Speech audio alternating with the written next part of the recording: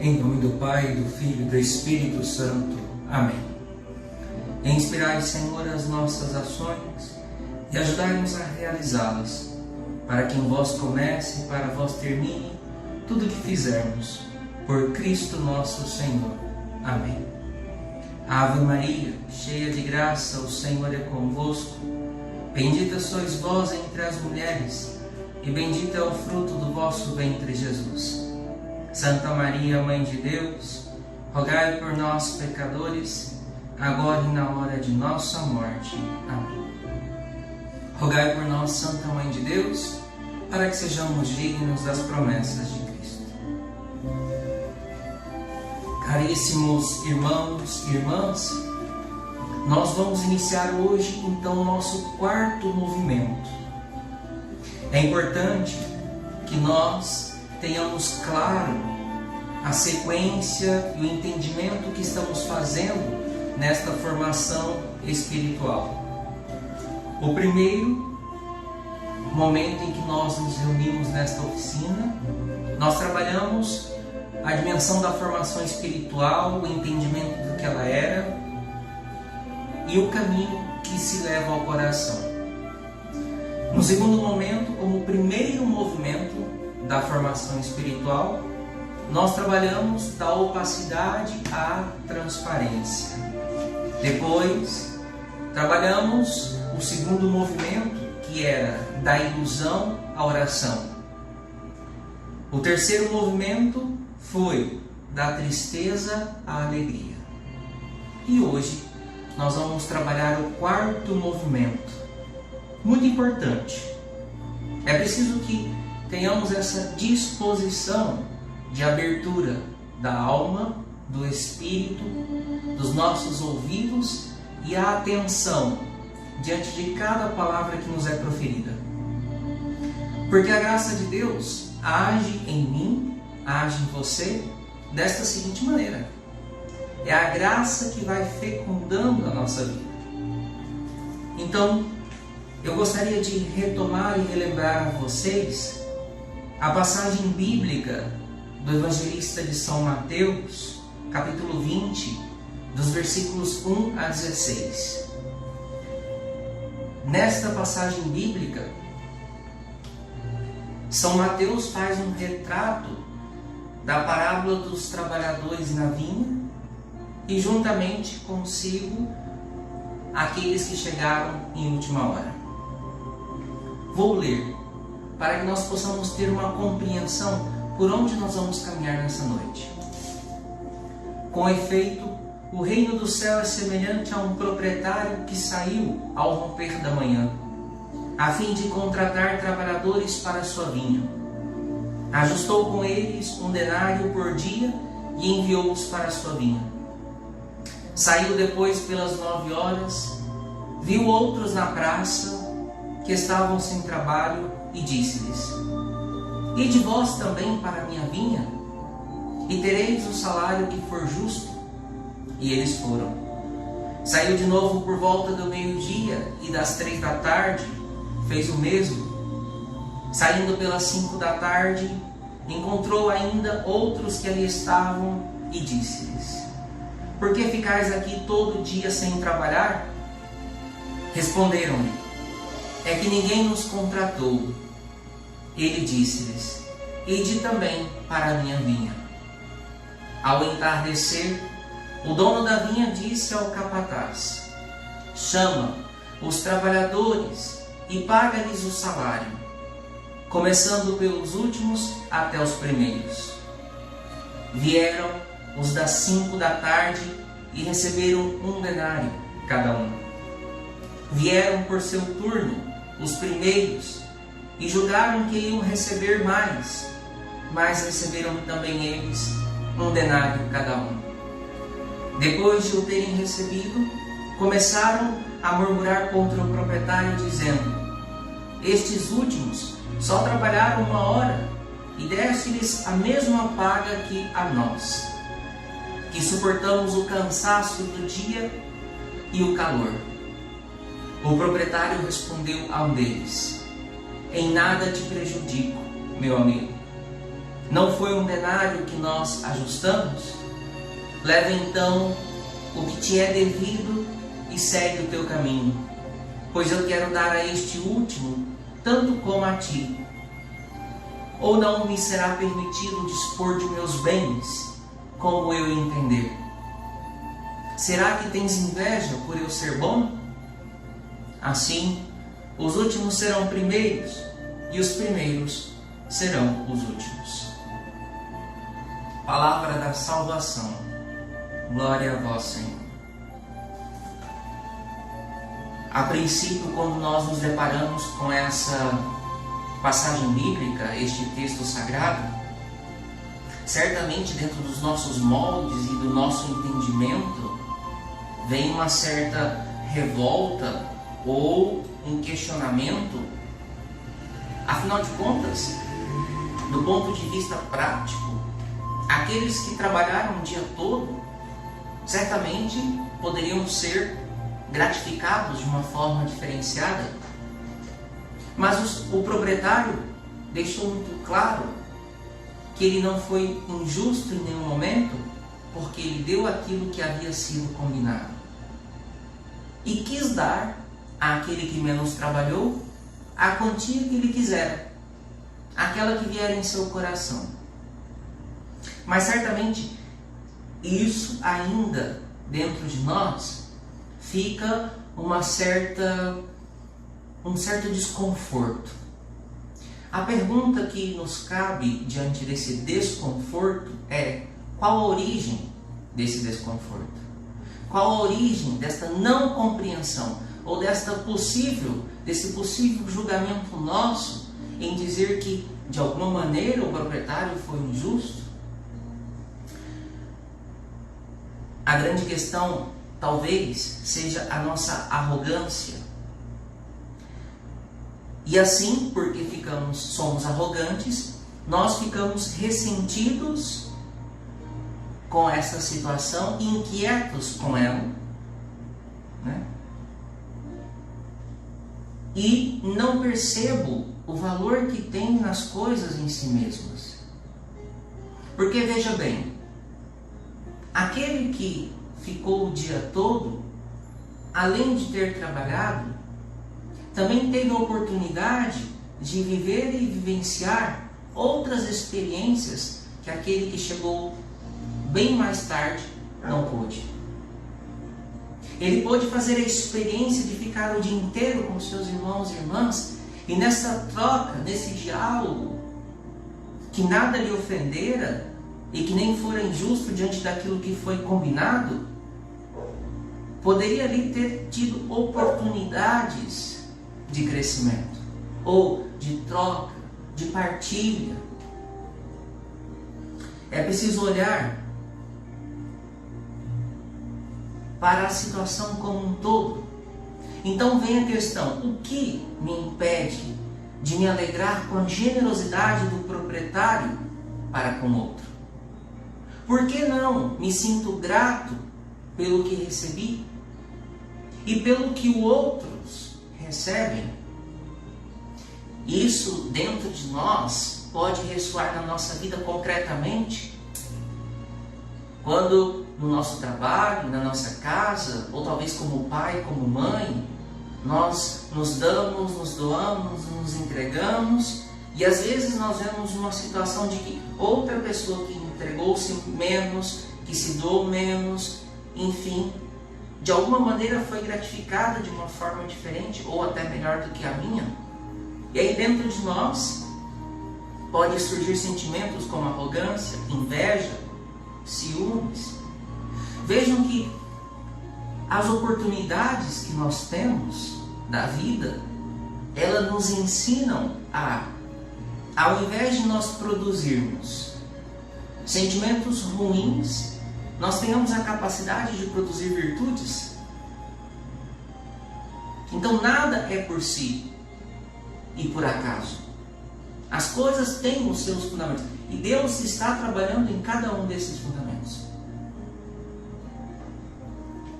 Evoluir para a gratidão em vez de julgarmos os outros constitui uma conversão profunda. Na verdade, nós ouvimos que o tema de hoje é do ressentimento à gratidão. Então, nós temos que sair deste movimento, que é um movimento ressentido, é um movimento que nos causa mal a nós e aos outros, e consigamos fazer um movimento para a gratidão. Como fazer isso? Nós vamos ver. A primeira pergunta, então, para esclarecermos melhor é: o que é ressentimento? Já vim sinalizando desde a outra oficina um pouquinho esse tema, e depois vou aprofundá-lo mais ainda, porque eu acredito que é uma sequência importante para nós. Mas o ressentimento é uma paixão. É um conjunto paralisante de queixumes, de queixas, de verbalizações, de inquietudes que surgem dentro de nós e faz com que nós nos zanguemos de forma muito aleatória, rápida demais, que nós nos frustremos com as pessoas e com as instituições pelas quais nós trabalhamos.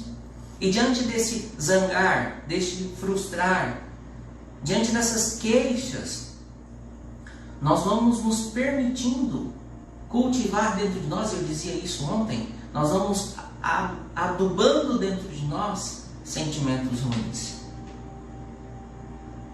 Então, paixão, que no latim é pathos, significa sofrimento. E esse sofrimento, essa paixão, associado à frustração de não ser capaz de agir racionalmente devido a uma emoção avassaladora, gera então o ressentimento. Porque aqui é uma associação de coisas. Eu que não consigo gerir dentro de mim os meus sentimentos, eles estão pulsando dentro de mim, e quando associado às minhas frustrações, às minhas limitações e aos conflitos e confusões pelas quais eu naturalmente vou viver, então eu entro no movimento de ressentimento. Eu recuo, eu guardo para dentro de mim. E aquilo vai ficando dentro de mim como que um fermento. Por vezes, esta impotência ela é expressa na forma de raiva depositada ou numa violência aleatória. E ela é canalizada para nós de forma compulsiva, constrangedora, a ponto de se tornar então um ressentimento instalado. O que é esta raiva? O que é esta compulsão que nós temos diante de certas situações? Que aquilo vai, compulsão que eu digo no sentido de que nós vamos alimentando de forma compulsiva aquele sentimento. Uma vez que esse sentimento se instala dentro de nós, uma vez que essa raiva se instala dentro de nós, então ele gera o ressentimento. Então estas ações ajudam e fazem com que o ressentimento se instale de forma permanente em nós.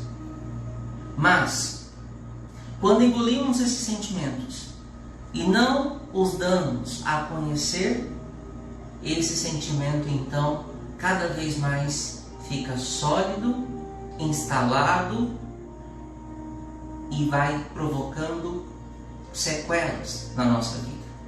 Por quê?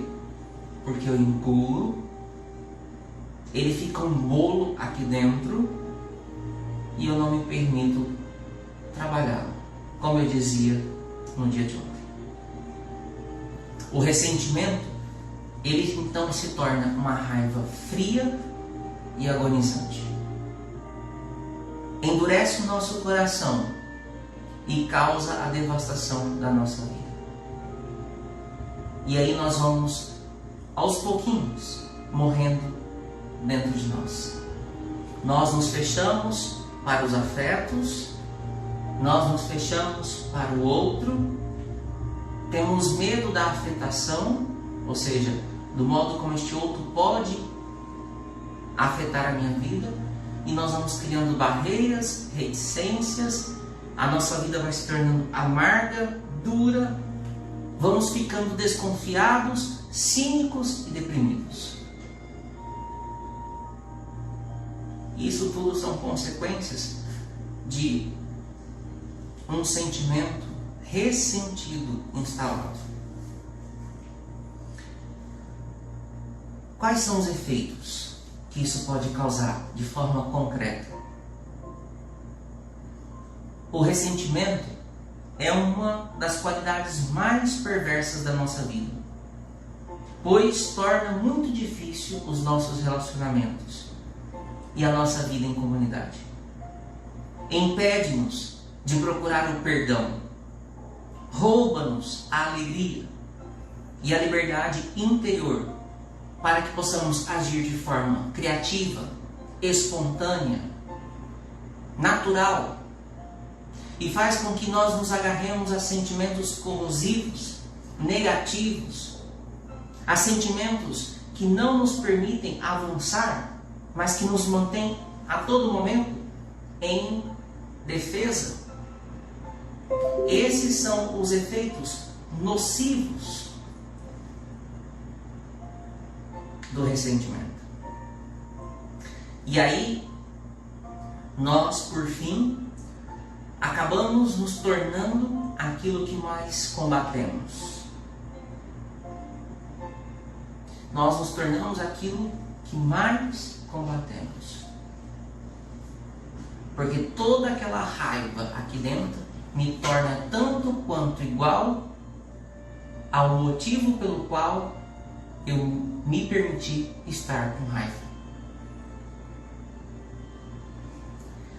As pessoas ressentidas anseiam sempre por mais atenção para alimentarem as suas emoções negativas e assim empurram os outros a uma atitude de defensiva. Elas fecham-se para si mesmas e se tornam impenetráveis, afetivamente falando. Agora, aqueles que dão a vida pelos que amam, que trabalham arduamente e possuem virtudes que outros admiram, carregam por vezes o peso do ressentimento no seu coração. Assim, o ressentimento é a maldição dos fiéis, dos virtuosos, dos obedientes e dos trabalhadores esforçados. Por quê? É uma tentativa. É uma tentativa de sanar a dor que está dentro de nós. É uma tentativa de fazer com que aquele sentimento que corrói por dentro seja de alguma forma transformado. E isso geralmente acontece nessas pessoas de boa vontade. Eu, você. É preciso que nós estejamos atentos, muitas vezes, com esses sentimentos que estão dentro de nós. Noé disse que o ressentimento certamente foi considerado a paixão mais destrutiva da igreja cristã. É a mais destrutiva.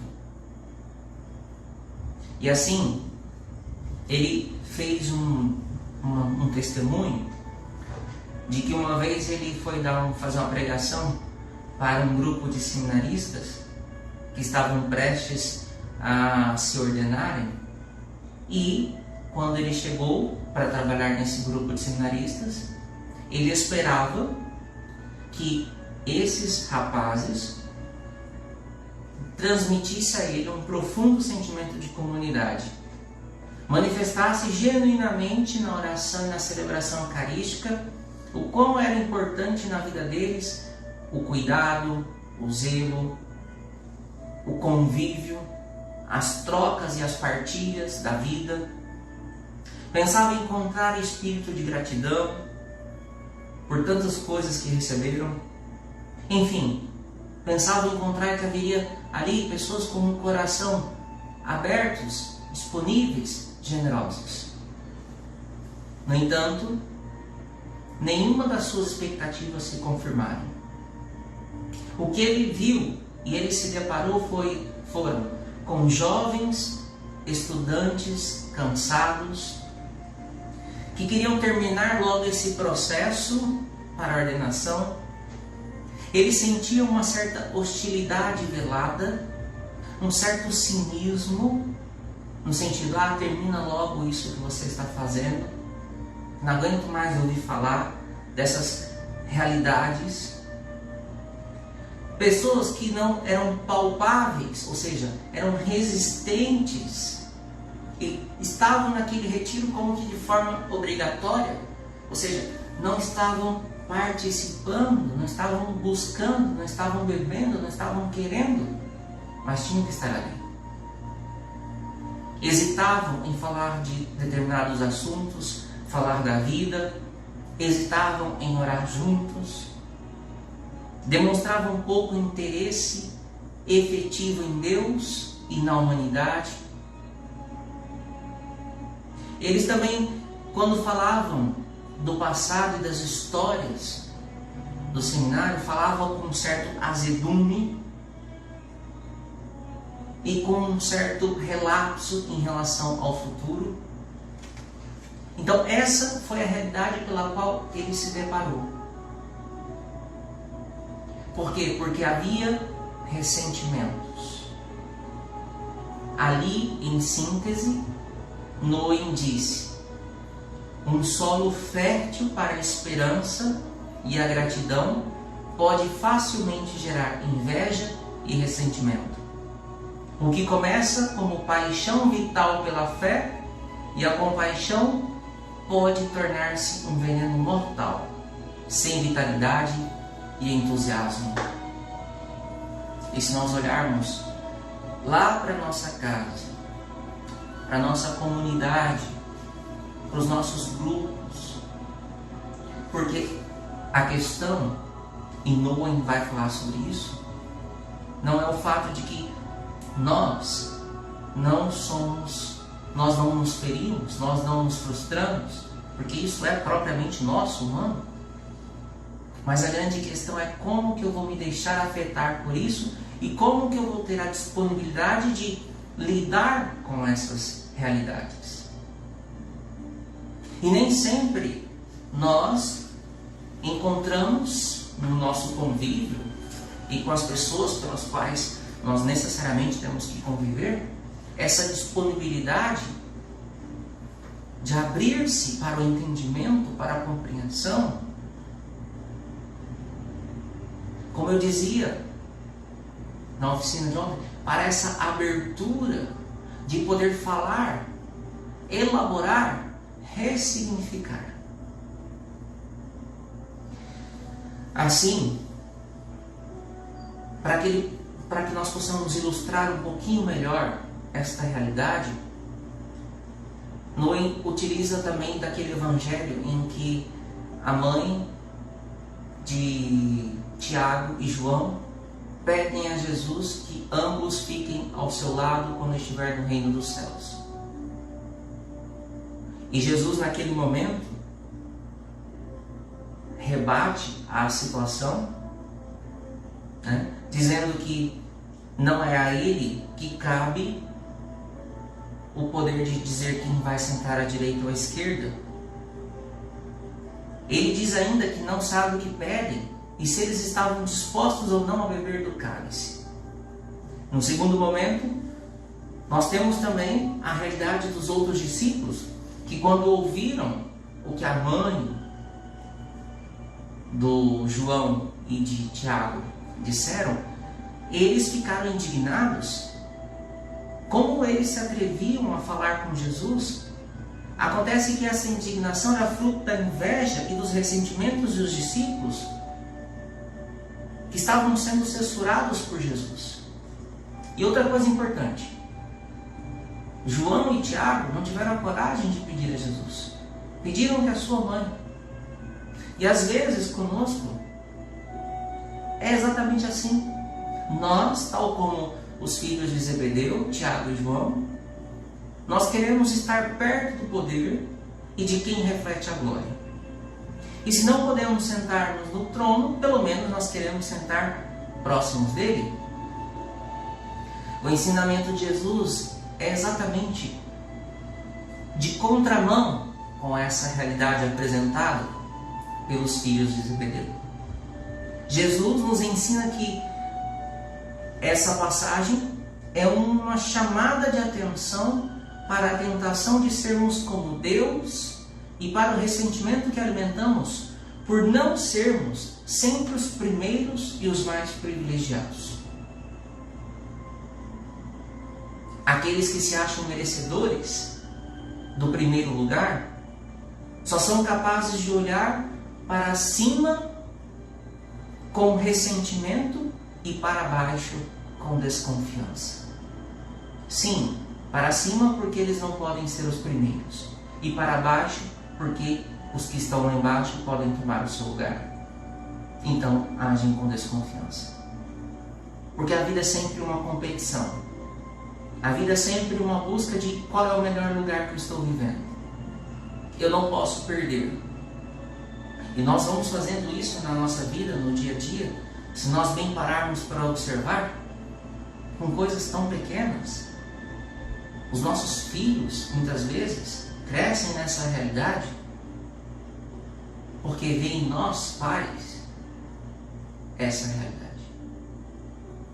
E depois, neste lugar competitivo e ciumento, nem Deus, nem os humanos podem ser servidos. Porque a busca é pela glória, é para o bem-estar, e não o movimento contrário, que é o que Jesus disse no Evangelho.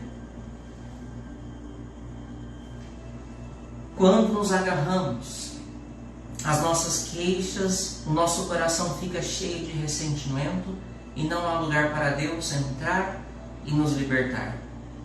Assim, o ressentimento, ele acaba que por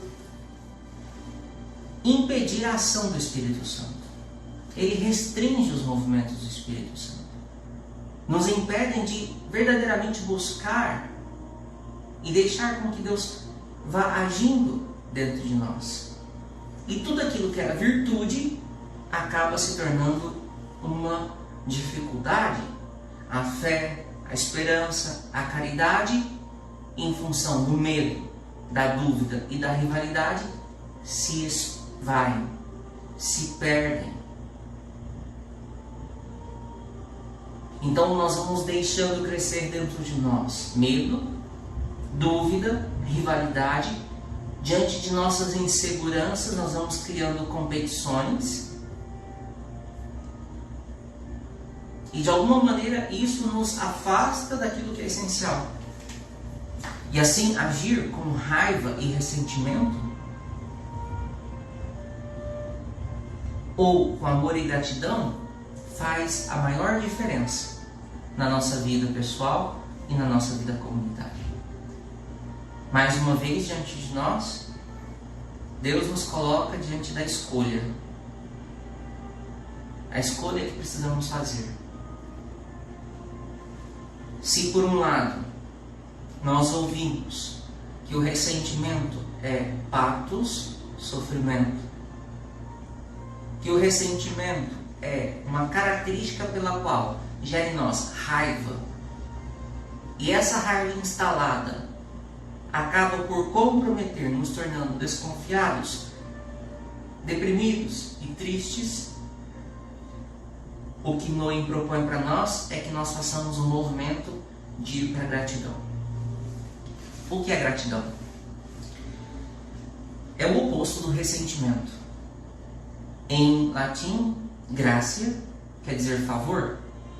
A gratidão é uma atitude que nos permite libertar-nos da raiva. A gratidão, ela está no âmago da celebração do serviço. Está a favor do outro. Quando eu celebro para, e em, e com. E o serviço está sempre para o outro. E essa gratuidade no servir e no celebrar vão dissolvendo dentro de nós o ressentimento. Aqui é um segredo interessante. Para que nós possamos lidar com o ressentimento, é preciso que nós aprendamos a desenvolver a gratidão. Esse é o segredo. É preciso desenvolver a gratidão para que ela por si mesma, uma vez tomando o seu espaço dentro de nós, que é devido, possa ir transformando aquele ressentimento em virtude, em graça. Esse é o segredo, né?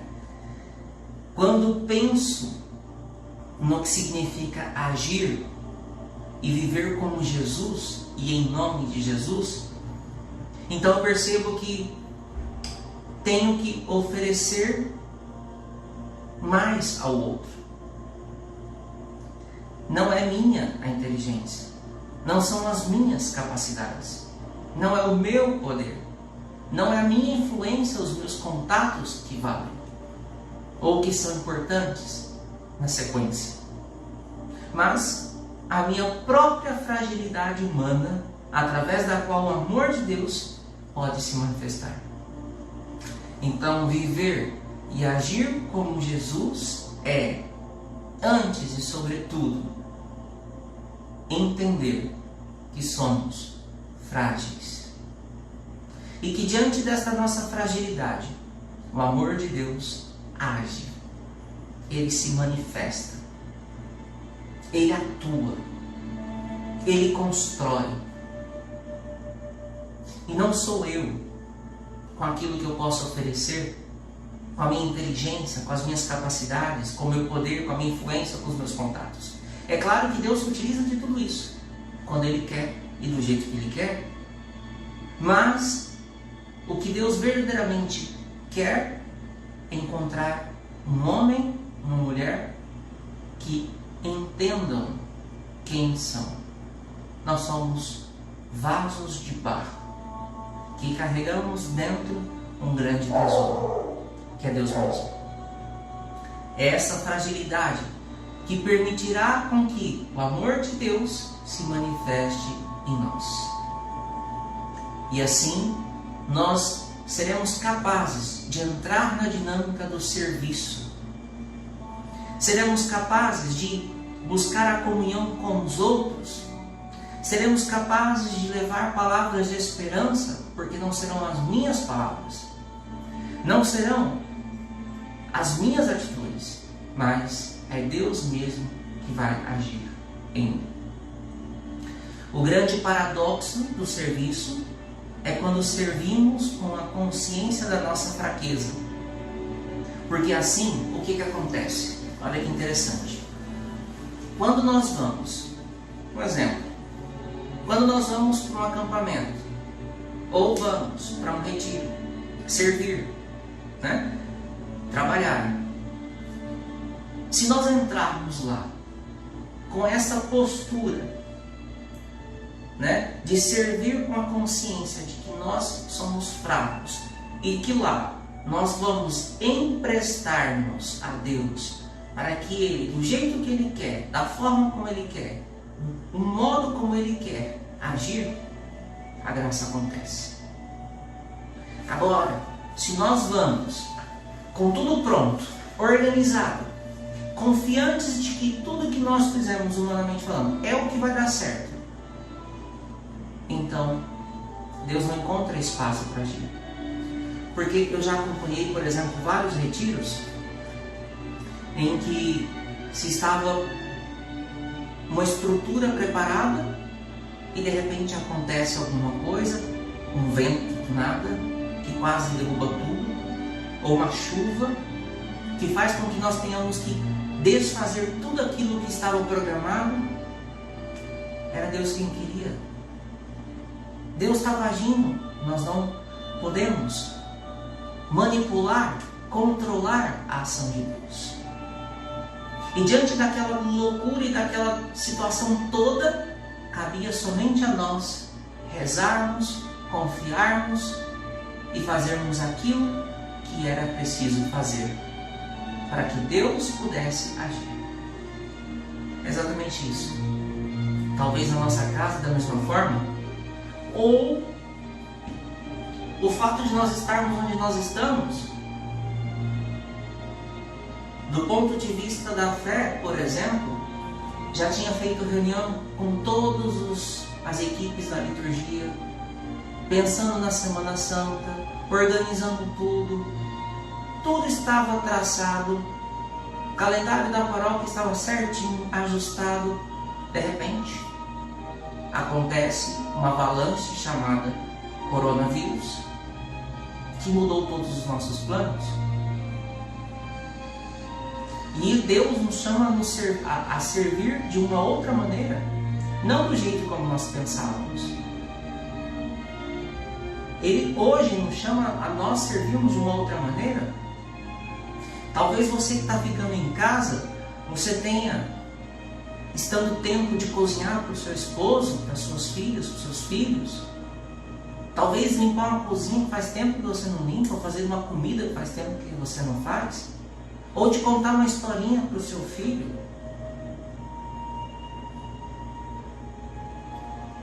O que Deus quer com tudo isso? É isso que nós precisamos olhar. A verdadeira libertação dá-se quando nós libertamos as pessoas dos constrangimentos que impedem com que elas se ofereçam com seus dons. Essa liberdade de deixar Deus agir e não de querer controlar os dons de Deus. E tudo do jeito e do tempo como que Deus quer. Isso, do ponto de vista da gratidão, é algo fantástico, é transformador. Nós precisamos reconhecer os nossos dons aos olhos de quem os recebe com gratidão e não sentir inveja. A gratidão torna-se a virtude vital do cristão, porque Eucaristia, caris, dom ou graça, é gratidão, é celebrar a gratidão. É preciso olhar para a vida de outra maneira.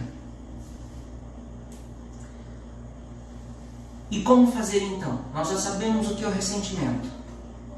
Nós já sabemos o que é a graça. Como fazer essa passagem? Afastarmos-nos do ressentimento requer que nos aproximemos de algo mais vivificante, e o caminho para isso pode ser através de uma atitude de gratidão. O ressentimento bloqueia a ação, a gratidão nos abre possibilidades. O ressentimento mantém-nos presos a sentimentos agressivos e negativos. A gratidão permite que nós o liberemos. O ressentimento nos faz presos às nossas paixões desordenadas. A gratidão nos ajuda a fazer com que os nossos impulsos possam seguir o curso natural da vocação. O ressentimento nos deixa exaustos, ciumentos, cansados, vingativos. A gratidão faz com que o nosso sentimento, com que o nosso cansaço desapareça e instala-nos um sentimento de renovação interior. E assim, nós vamos percebendo claramente que a gratidão, ela dissolve o ressentimento. E é por aí que nós precisamos caminhar. Como podemos quebrar então as correntes do ressentimento e libertar-nos das paixões que nos paralisam? O ressentimento está profundamente enraizado na condição humana e não é fácil eliminar. Como eu disse ontem, é um processo. Mas quando confessamos os nossos sentimentos dentro de uma comunidade, isso nos dá segurança e apoio. Eu quero aqui partilhar com vocês uma situação que aconteceu muito simples comigo. Uma vez eu estava em um atendimento e uma determinada pessoa chegou em mim E fazia bastante tempo que essa pessoa gostaria de falar comigo, mas não tinha coragem. Porque durante aproximadamente 2 anos, ela trouxe dentro de si um sentimento muito triste e ruim em relação a mim, porque em determinada situação eu disse algo para ela que a feriu e que deu a impressão de que eu realmente não me importava com ela, que eu não gostava dela. E ela guardou isso. E isso foi gerando ressentimento, foi gerando mágoa, foi gerando distanciamento, foi gerando sofrimento na vida dela. Depois de 2 anos, ela chega diante de mim e, as lágrimas descendo, ela conta essa situação.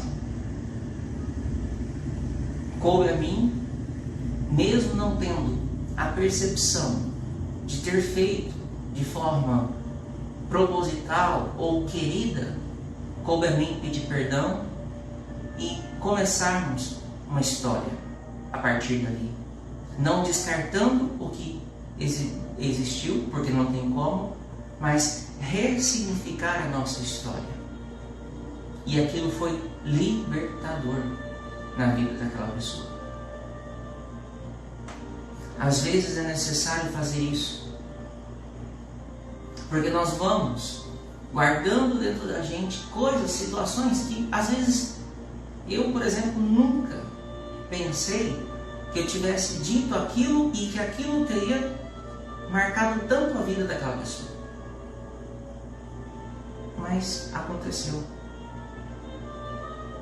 Então é preciso que nós abramos a nossa vida nesse sentido, para que ao falar e ao verbalizar isso se ressignifique de alguma maneira.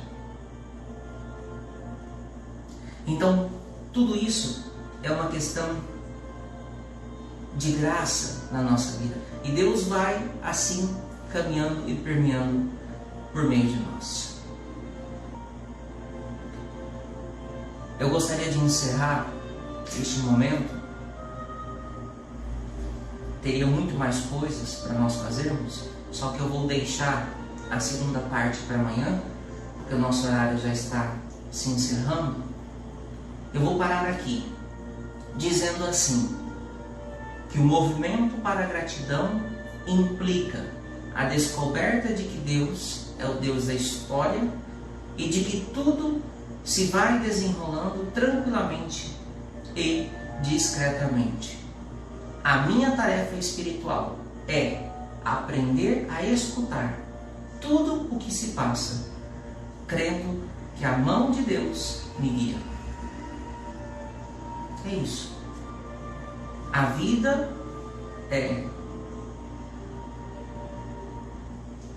o momento e a oportunidade que Deus me dá de eu ser talhado, transformado por Ele.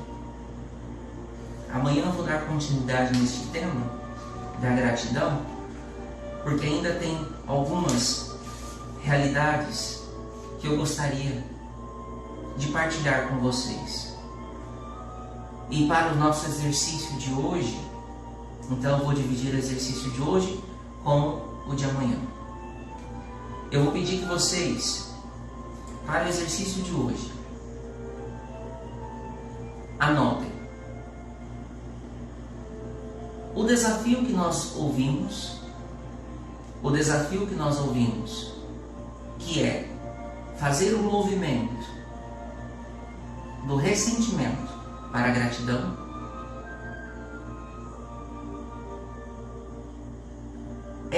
nos faz olharmos para tudo o que nos conduziu até hoje. Nos faz olharmos para tudo o que nos conduziu até hoje. Até onde nós estamos.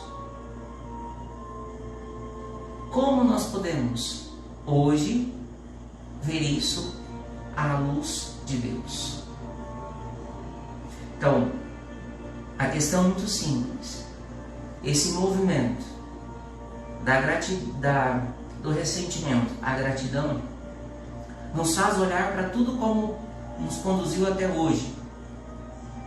Então, como nós podemos olhar isso à luz de Deus? Segunda questão: é capaz de identificar um momento difícil e decisivo da sua vida, que o conduziu ao que é hoje, e refletir sobre ele à luz de Deus, que o ama e guia seus passos? Repito, você é capaz de identificar um momento difícil e decisivo da sua vida, que o conduziu ao que é hoje, e refletir sobre ele à luz de Deus, que o ama e guia os seus passos? Então, se você quiser rezar com a Sagrada Escritura, que eu acho importante e necessário, o texto base é Mateus, capítulo 20, versículo 16. Evangelho de São Mateus, capítulo 20, versículo 1 a 16. Que tenhamos todos um momento de reflexão profundo diante de Deus. Glória ao Pai, ao Filho e ao Espírito Santo, como era no princípio, agora e sempre. Amém.